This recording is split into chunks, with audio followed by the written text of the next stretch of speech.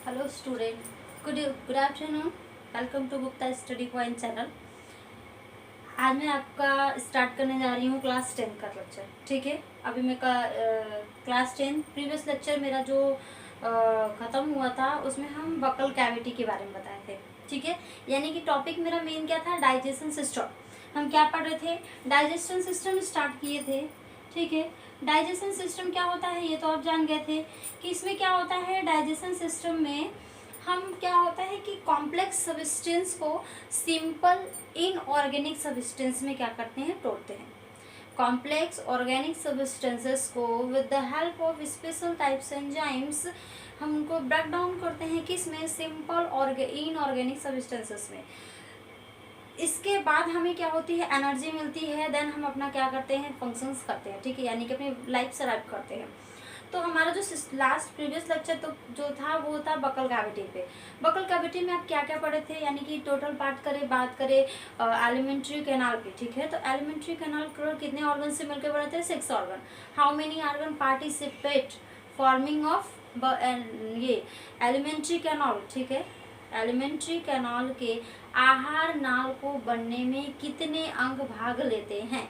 तो पहला जो होता है वो आपका बकल कैविटी, दूसरा आपका आइसोफेगस। आइसोफेगस को फूड पाइप भी बोलते हैं और हिंदी में ग्रासनली कहते हैं।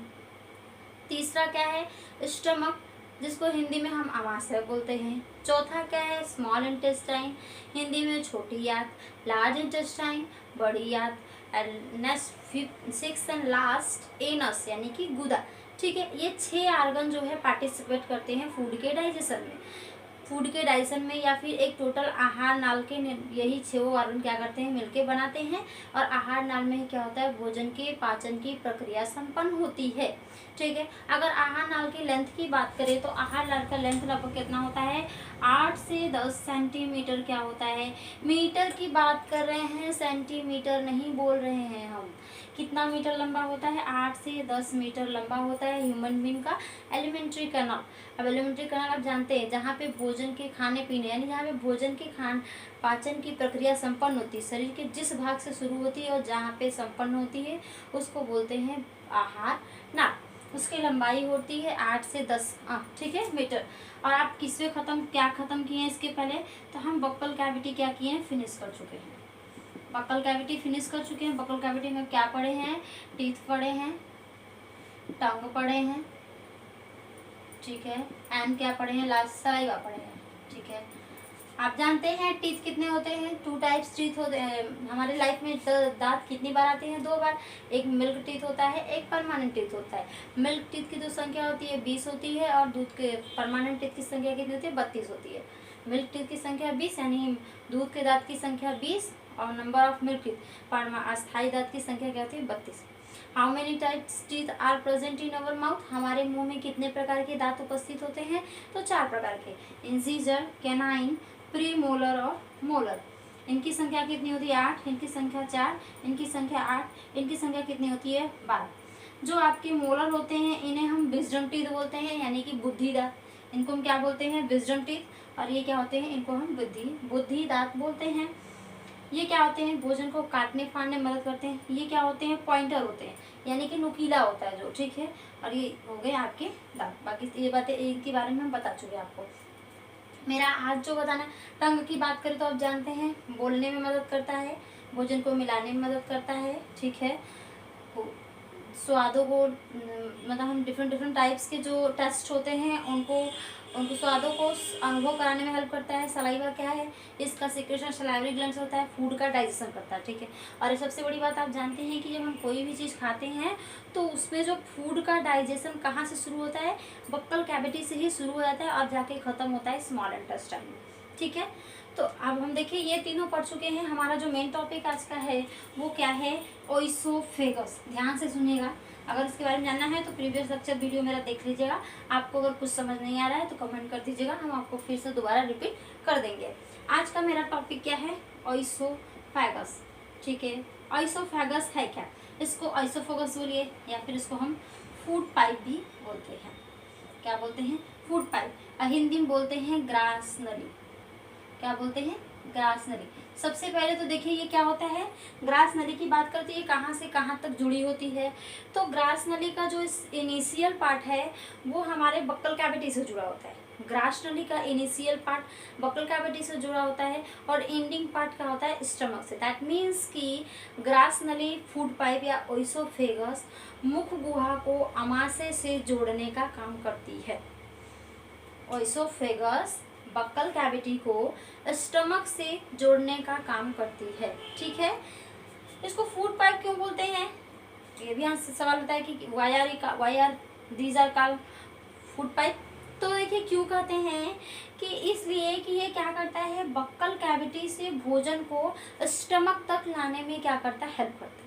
इसमें किसी भी तरह का डाइजेशन नहीं होता है, यानी कि मुख बक्कल कैविटी से भोजन अगर स्टमक तक आ रहा है तो उसको लेके कौन आ रहा है, आपका लेके आ रहा है ओइसोफेगस, यानी कि ग्रास नली फूड को मुख गुहा से आमाशय तक ला रहा है। बात क्लियर है, पहला पॉइंट। सेकंड बात करें अगर इसकी लंबाई की, तो इसकी लंबाई कितनी होती है, 25 सेंटीमीटर। सेंटीमीटर, मीटर नहीं बोले, कितना मीटर, ध्यान दीजिएगा पॉइंट को। ओइसोफेगस की जो लेंथ होती है 25 सेंटीमीटर होती है। ये क्या होता है, इसका जो इनिशियल पार्ट बक्कल कैविटी से जुड़ा होता है और एंडिंग पार्ट जो होता है, एंड पार्ट जो होता है स्टमक से जुड़ा होता है। पहले जान गए कहाँ से कहाँ तक जुड़ा होता है, लेंथ जान गए। देखिए अगला जो पॉइंट आता है वो ये है कि क्या इसमें फूड का डाइजेशन होता है, तो आंसर क्या है, नहीं। हमारे ग्रास नली में भोजन का कोई भी पाचन नहीं होता है। दैट मीन्स कि in our oesophagus any type digestion does not take place. In our oesophagus any type digestion does not take place. हमारे आमाशय में, हमारे ग्रास नली में भोजन का किसी भी तरह का पाचन नहीं होता है या किसी भी तरह के पाचन की प्रक्रिया नहीं होती है, ठीक है। पाचन की प्रक्रिया नहीं होती है, लेकिन फिर भी ध्यान सुनिएगा हम जो बोले हैं, लेकिन फिर भी इसमें क्या है, एक ग्रंथि पाई जाती है जिसे म्यूकस ग्लैंड कहते हैं। क्या बोलते हैं, एक ग्लैंड पाया जाता है जिसे म्यूकस ग्लैंड कहते हैं। म्यूकस ग्लैंड से ही किसका सिक्रेशन होता है, म्यूकस का सिक्रेशन होता है, इससे इसका सिक्रेशन होता है। ये जो म्यूकस है ये फूड को क्या करता है, आसानी से मुख गुहा से स्टमक तक, यानी कि आसानी से ये जो म्यूकस है फूड पाइप को इस कदर बनाता है कि फूड को आसानी से क्या है, मुख गुहा से स्टमक तक स्लिप करके आ जाए। अब देखिए इसका एग्जांपल आपको बहुत अच्छा दे रहे हैं, खेत में पानी डालना होता है तो पाइप कुछ एक पाइप के एक पार्ट, एक इनिशियल पार्ट को हम मशीन के मेन पाइप से जोड़ते हैं, मशीन के जहाँ से पानी भेजना है खेत पे वहाँ भेजते हैं, जोड़ते हैं। अब बाकी दूसरा वाला जो पार्ट होता है हम खेत में क्या है छोड़ देते हैं। अब पाइप को कुछ ऐसा बनाया गया होता है कि उसमें से पानी क्या है, आसानी से तेज, यानी कि अधिक बहाव के साथ क्या है पानी उसमें फ्लो हो सके। तो ठीक वैसे ही क्या है, हमारा ग्रास नली है, ये म्यूकस की वजह से ही ग्रास नली फूड को आसानी से, ठीक है, मुख गुहा से आमाशय तक क्या है भेज पाता है। यानी कि दैट मीन्स ये फूड को स्लीपरी लाइक बनाता है, आसानी से ये स्लीप होके क्या है ये स्टमक में चला जाए, ठीक है। बस इससे ज़्यादा कुछ नहीं जानना है। क्या बोलना, क्या अगर आपसे इससे सिर्फ 2 मार्क्स से क्वेश्चन पूछते हैं, 2 मार्क्स क्वेश्चन आता है, क्या क्या क्या आता है, सुन लीजिए ध्यान से। ग्रास नली का जो स्टार्टिंग पार्ट है, यानी कि इनिशियल पार्ट, शुरुआती पार्ट क्या होता है, मुख गुहा से जुड़ा होता है और अंतिम वाला पार्ट जो है आमाशय से जुड़ा होता है। दैट मीन्स कि इनिशियल पार्ट किससे ऐड होता है, बक्कल कैविटी से, और एंड पार्ट ऐड होता है स्टमक से, ठीक है। नेक्स्ट अगर बात करें तो इसके लेंथ की, तो इसका जो लेंथ होता है 25 सेंटीमीटर लंबा होता है, ठीक है। नेक्स्ट थर्ड बात करें तो इसमें भोजन का किसी भी तरह का पाचन नहीं होता है, ये बस भोजन को मुख गुहा से आमाशय तक ले जाने में क्या करता है, हेल्प करता है। इसमें भोजन का कोई पाचन नहीं होता है, क्यों, क्योंकि इसमें क्या है, किसी भी तरह का डाइजेस्टिव ग्लैंड नहीं पाया जाता है, लेकिन म्यूकस ग्लैंड पाया जाता है जो भोजन को स्लीपरी लाइक बनाता है, जिससे कि फूड स्टमक से आसानी से क्या है, बक्कल कैविटी स्टमक तक जा सके। अब नेक्स्ट एक टॉपिक आता है, इसको फूड पाइप क्यों बोलते हैं ना, तो इसको फूड पाइप इसलिए बोलते हैं क्योंकि फूड को मुख गुहा से क्या करता है, स्टमक तक लेके मुख गुहा से स्टमक तक भेज रहा है, यानी कि बस ये भोजन को ही स्लिप करा रहा है, भोजन को ही स्लिप करा रहा है, इसलिए इसको बोलते हैं फूड पाइप, ठीक है। अब नेक्स्ट अगर बात देखिए, अब आपका फूड क्या है, वहाँ ओइसोफेगस से स्टमक में आ गया है, ध्यान से सुनिएगा। अब जैसे ही फूड ओइसोफेगस से स्टमक में आता है तो स्टमक में फूड स्टमक में आ चुका है, कौन लेके आया है? फूड को स्टमक में कौन लेके आया है? तो फूड को स्टमक में लेके आया है ग्रास नली, यानी कि आमाशय, अरे सॉरी ऑइसोफेगस। अब जैसे ही फूड स्टमक में आता है, तो अगर हम स्टमक के स्ट्रक्चर की बात करें तो देखिए कुछ ऐसा होता है, ठीक है, कुछ ऐसा होता है, ये और भी गहरा होता है। तो देखिए अब ये वाला जो देखिए पार्ट की क्या है? ऑइसोफेगस है, ऑइसोफेगस, और यहीं से आपका लार्ज इंटेस्टाइन आ जाएगा। तो जो देखिए ये जो आपका पूरा पार्ट दिख रहा है यहाँ तक, ये क्या है? आपका स्टमक है। तो जैसे ही फूड स्टमक में आता है तो स्टमक में एक ग्लैंड होता है, बहुत ही इंपॉर्टेंट ग्लैंड होता है। कौन सा ग्लैंड होता है? देखिए उस ग्लैंड का नाम है गैस्ट्रिक ग्लैंड, ठीक है। जैसे ही फूड ग्रास नली से स्टमक में आता है तो हमारे स्टमक में एक ग्लैंड प्रेजेंट होता है जिसको बोलते हैं गैस्ट्रिक ग्लैंड, हिंदी में बोलते हैं गैस्ट्रिक ग्लैंड, हाँ हिंदी में जठर ग्रंथि, इसको हिंदी में बोलते हैं जठर ग्रंथि, ठीक है। इसको हिंदी में क्या बोलते हैं? जठर ग्रंथि। गैस्ट्रिक ग्लैंड से जठर, ये गैस्ट्रिक जूस का सिक्रेशन होता है। गैस्ट्रिक ग्लैंड से किसका सिक्रेशन होता है? गैस्ट्रिक जूस का क्या होता है? सिक्रेशन होता है। गैस्ट्रिक जूस बहुत सारे एंजाइम्स को क्या है? कैरी करता है। पहला एंजाइम जो कैरी करता है वो है HCl, दूसरा जो कैरी करता है वो है रेनिन, तीसरा क्या है? पेप्सिन। तीसरा एंजाइम कौन सा है? पेप्सिन, और लास्ट क्या है? लाइपेज, ठीक है। ध्यान से सुनेगा, पहले इंपॉर्टेंट बात सुन लीजिए, उसके बाद बताते हैं। फूड ओइसोफेगस से स्टमक में आ चुका है, ठीक है।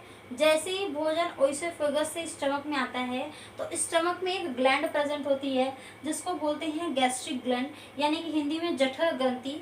ये जैसे ही फूड इसमें आता है ये तुरंत एक्टिव हो जाता है। भोजन जैसे ही ओइसोफेगस से गैस्ट्रिक ये स्टमक में आता है तो स्टमक में उपस्थित गैस्ट्रिक ग्लैंड तुरंत क्या है? एक्टिव हो जाता है। तुरंत एक्टिव होके क्या करता है? सिक्रेट करने लगता है कुछ बहुत ही इंपॉर्टेंट जूस का या एंजाइम जूस का सिक्रेशन करता है जिसको बोलते हैं गैस्ट्रिक जूस, ठीक है। इसी गैस्ट्रिक जूस में ही एंजाइम्स है HCl, यानी कि गैस्ट्रिक जूस को हिंदी में बोलते हैं जठर रस। क्या बोलते हैं इसे? जठर रस। एक गैस्ट्रिक जूस में बहुत सारे एंजाइम्स होते हैं। कौन कौन से एंजाइम हैं? HCl, रेनिन, पेप्सिन और लाइपेज, ठीक है। बहुत सारे एंजाइम्स होते हैं, ये 4 एंजाइम्स होते हैं। देखिए अब ये चारों एंजाइम का अपना क्या है? अलग अलग काम है, ठीक है। 4 एंजाइम दिए हैं, चारों एंजाइम का अपना अलग अलग कार्य है।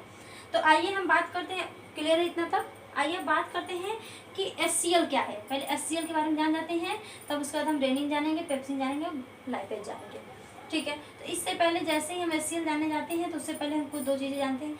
स्टमक तो जान गए, ये हंसिया के आकार का होता है, ठीक है। इसमें क्या है? इसका इनिशियल पार्ट जो होता है, स्टमक का इनिशियल पार्ट ओइसोफेगस से जुड़ा होता है और लास्ट पार्ट क्या होता है? स्मॉल इंटेस्टाइन से जुड़ा होता है, ठीक है। इसमें भोजन यानी कि स्टमक में फूड कब से कब तक? लगभग 3 से 4 घंटे, 3 to 4 आवर्स तक रहता है। 3 से 4 घंटे तक इसमें भोजन होता है।